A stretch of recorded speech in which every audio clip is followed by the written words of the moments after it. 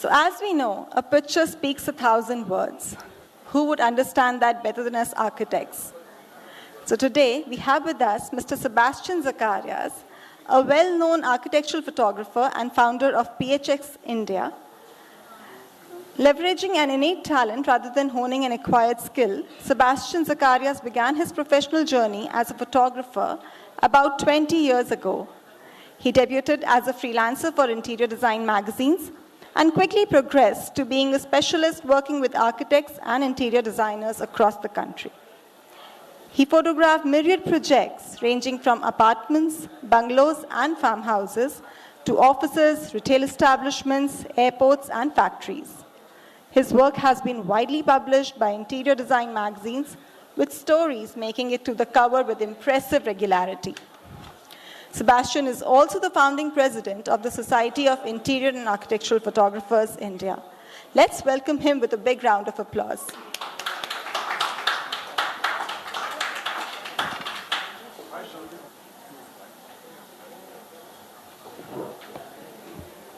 Hello, good evening, everybody.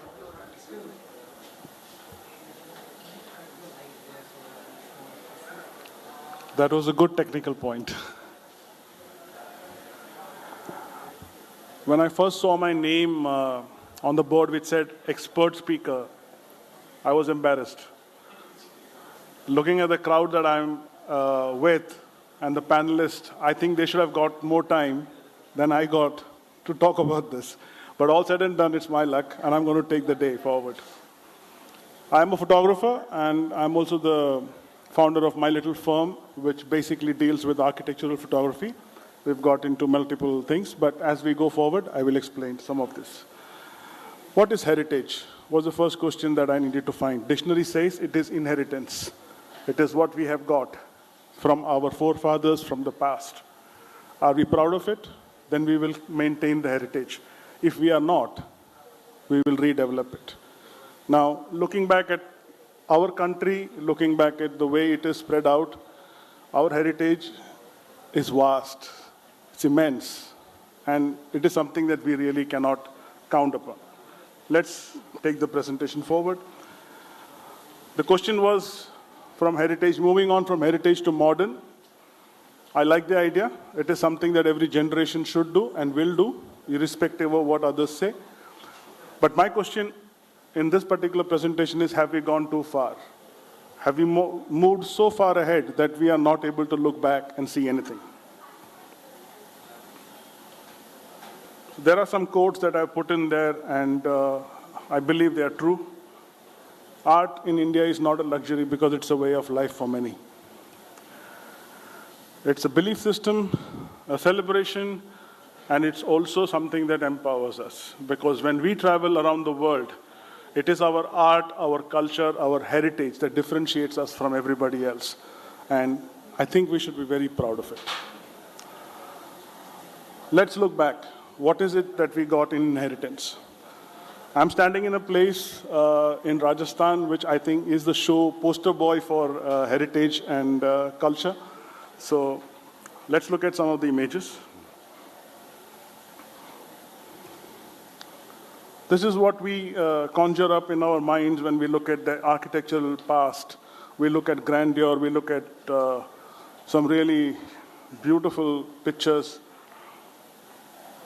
And most of them happen to be luxury and high-end. Religious places, definitely yes, have also the luxury of power to make heritage hold. But we have timeless history, which we go back and dig into, we will find that we belong to these spaces, we belong to this place. Some of them national symbols of our pride. So what did we really see?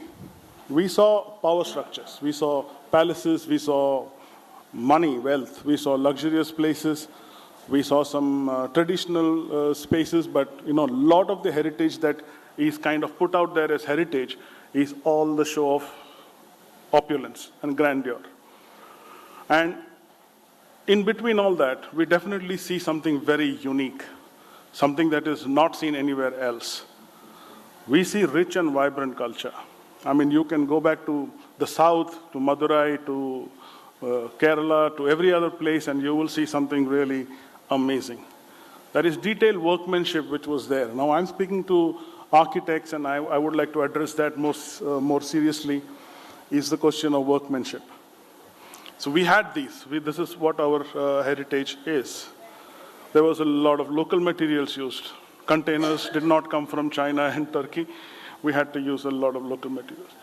And yes, there were master craftsmen who did amazing stuff. They came to India maybe from the Mughal, Persian areas. They came from wherever they learned. They passed on their craft. They were all these people who created this intrinsic, beautiful things. Rajasthan still holds some of it, but a lot of the country has lost it. What authority do I have to speak about this today? And how do I really relate to this? Let me tell you a little bit about what we do. Much of what she has already said. This is a firm that deals with photography, videography. We also do a bit of new age idea called styling, which is missing in our industry. And post-production, it happens to be because all of these things require this work. So there are different brands or different identities under which we operate. Now, all these identities are doing something very interesting. It's a bunch of people. There are 20 people in the team right now. And then average of about 30 to 40 assignments in a month, okay? And we are visiting 21 sites every month. And that's about 250 sites a year. Really is a number to really worry about. So if there is a trend, if there is something that's going on in this country, we tend to notice it. Because as photographers, we not only see, we observe, but we also tend to notice what's the trend going on. We can spot one imported sofa here, and we can spot it in 10 different pictures within the same month. So we know that's doing really well. And this is our 22nd year. So that's a lot of site visits, a lot of pictures taken, and a lot of understanding of what's going on. So let's look at what we shoot lately. These are some of the pictures I put together to just give an idea of what's going on currently.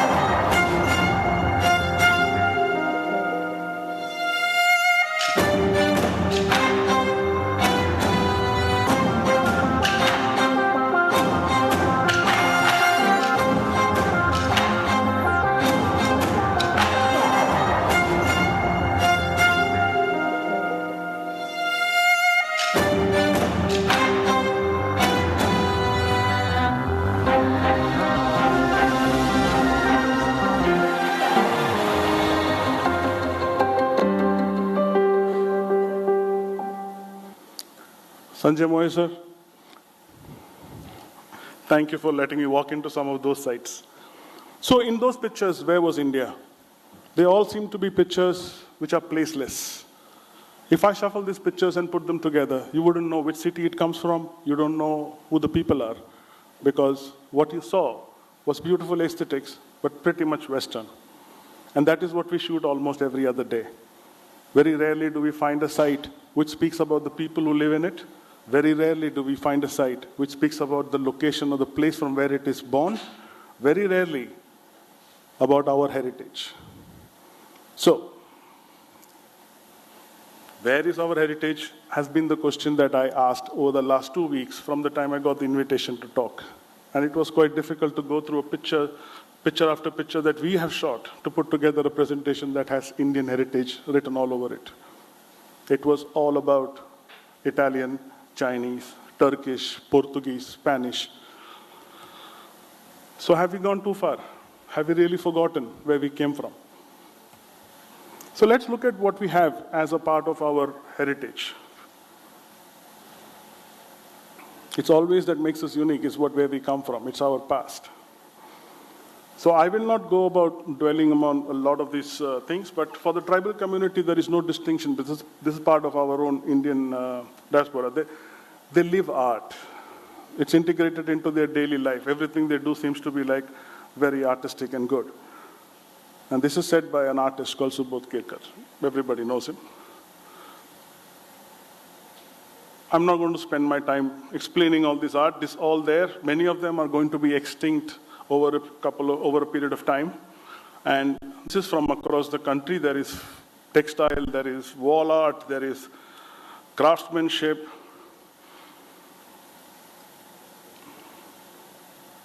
The moment we let go of our heritage, we let go of our craftsmen. I heard that somebody speak about that a little while ago.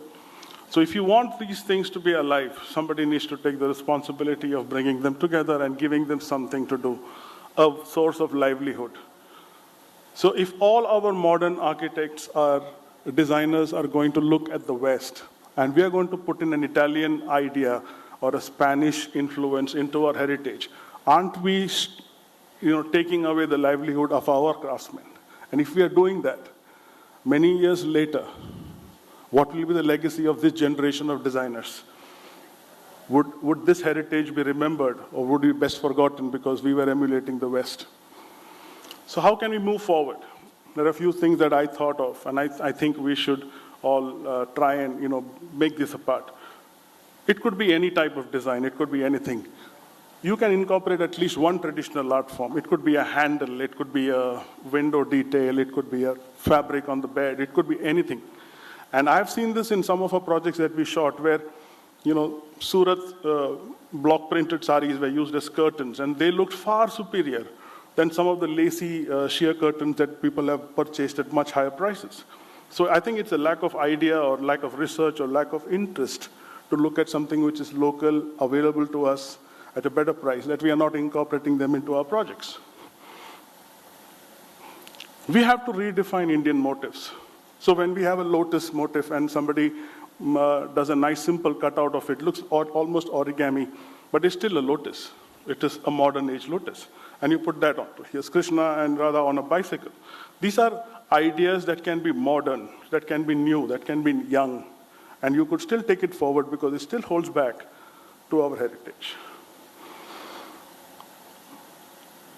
No matter which vendor or dealer you buy from, at least add one Indian element. Now, a lot of homes in Gujarat have this jhula. This jhula becomes a part of our heritage. You go to a Gujarati house and there is a jhula, there is a swing. And it is such a nice thing. It's quite encouraging to go and see that jhula, and I always end up trying to shoot it. And some of them are very modern looking jhulas, but it's still a jhula, and it's there in a household. It represents the family. Soft furnishings is a bigger play because when you do architectural design, I've spoken to some of them, they say it's very difficult to now incorporate Indianness into it. So, but yes, you can incorporate furnishings which are Indian. You could just get a designer to design something which is, more modern. This is a very modern, almost a brutal structure which has exposed concrete, but adding a few statues. None of the furniture can be Indian, but you still make it a part of our culture and heritage.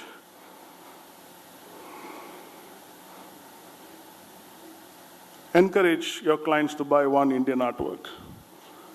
And particularly a traditional one if you can, you will take it a long, long, long way forward.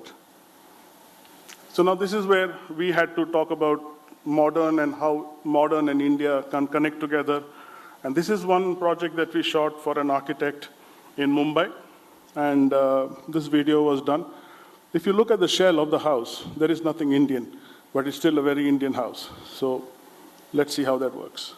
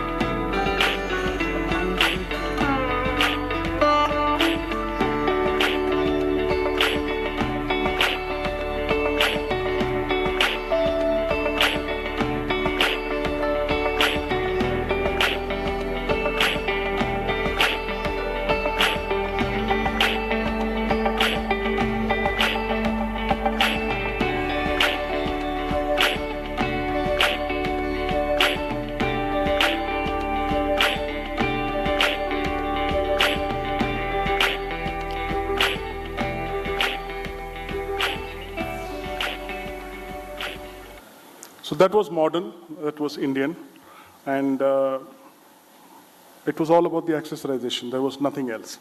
So I think we can still continue a part of our heritage, even if we do not introduce Indian-looking South Indian columns or, intricate, detailed carvings on the wall. We can still make it look Indian. We can still represent a place. We can still talk about a history. So this is one of the points that I mentioned earlier also. So when we look at heritage and we look at the past that has given us this heritage, we are going to become a heritage at some point in time, in the future. So what are we leaving behind? What work are you doing that is going to be worthy of an appreciation in the next generation? When you do things alone, yeah, it's great. Your legacy will live on. But when you do small things with what is already your heritage will continue to belong there after you've gone. So the point here is about collectively participating and doing something to maintain our pride and our heritage, vis-a-vis doing something independently alone, which is very great, brilliant, all the best, but a little contribution, bringing your heritage forward would go a long way. And one last thing. Let's look at some of the modern Indian homes that we managed to collect together as pictures, where we saw some Indianness in it. It was like quite a few, but I think it's interesting to watch. And to all the proponents who are following Indian design and style and bringing heritage into it, thank you very much.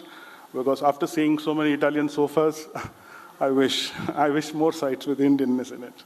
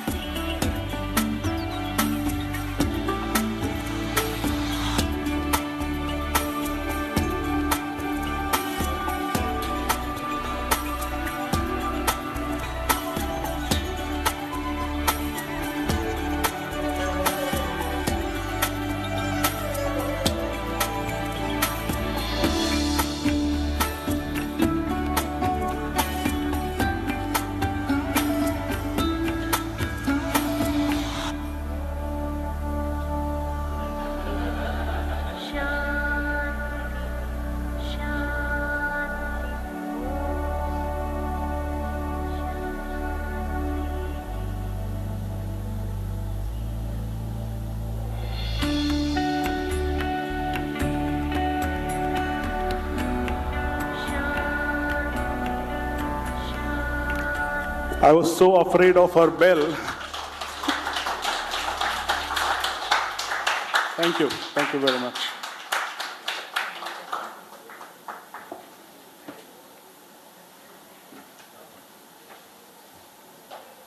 Thank you, sir, for this beautiful and very interesting presentation. To thank you and present a token of thanks, may I now invite architect Mahendra Sethi on stage, please. Yes. Some things are done by Definitely.